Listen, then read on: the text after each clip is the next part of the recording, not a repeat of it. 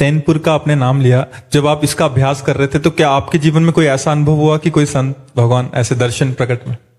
एक दिन हम वहां, बहुत गरीब स्थान है, आज भी जाके कोई देख ले, बहुत बड़ा जंगल है।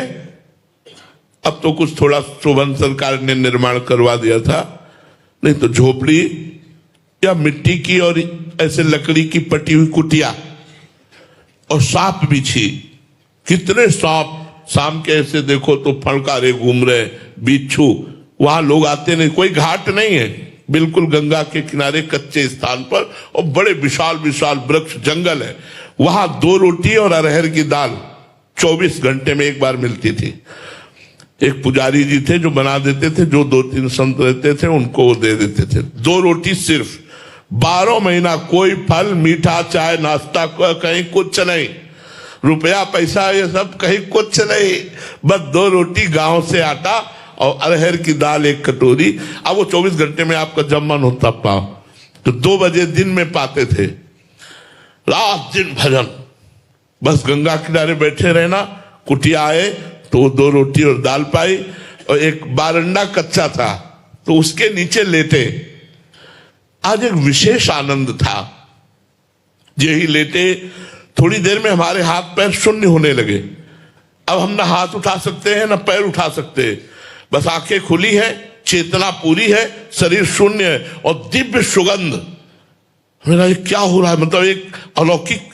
इतने में देखा बिल्कुल पास ही गंगा थी, गंगा जी की धारा से एक संत भगवान, श्वेत वस्त्र धारण, श्वेत बाल, दिव्य तेज प्रकट हो रहा है। ये स्वप्न नहीं है, ये ठीक दोपहर 2 बजे के बाद की बात है, जब हम प्रसाद पाके लेते। और जैसे जैसे वो नजदीक आ रहे, वैसे वैसे सुगंध, उन्हीं के श्री अंग की सुगंध पहले आई थी, सुगंध से भर गया वातावरण। नजदीक आए और सर गोद में रखा, हम वैसे जड़ एकदम, आंख खुली है, जड़ एकदम है, ऐसे मस्तक पर हाथ फेरने लगे और एक मंत्र दिया था, एक मंत्र उच्चारण किया। बड़ी बड़ी कृपा, बड़ी कृपा, संतों की बड़ी कृपा। आज के 35-40 वर्ष गुरु नानक साहब का दर्शन गंगा किनारे हुआ, दिव्य रूप में ऐसे प्रकट हुए। एक ऐसे दुपट्टा डाले हुए थे और उसमें कुछ लिखा हुआ था, मुझे पता नहीं क्योंकि वो हमें पंजाबी का ज्ञान नहीं। एक ऐसे पट्टा सा पड़ा था और उसमें कुछ लिखा हुआ था, और बस ऐसे मुद्रा में बैठ।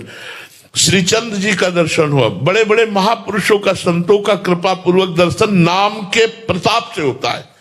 नाम, विश्वास कर लीजिए, जब नाम भगवान को अधीन करके सामने खड़ा कर सकता है, सुमिर पवन सुत पावन नामू, अपने बस करी राखे रामू, तो आप क्या समझते हैं? नाम का प्रताप अमोघ है, अलौकिक है। आप विश्वास करके नाम जब कीजिए, माला माल हो जाओगे। हमारी बात मान लो, कहीं भटकने की जरूरत नहीं, कहीं छूछा जंतर मंत्र कराने की जरूरत नहीं। राम राम कहो, राधा राधा कहो, कृष्ण कृष्ण कहो।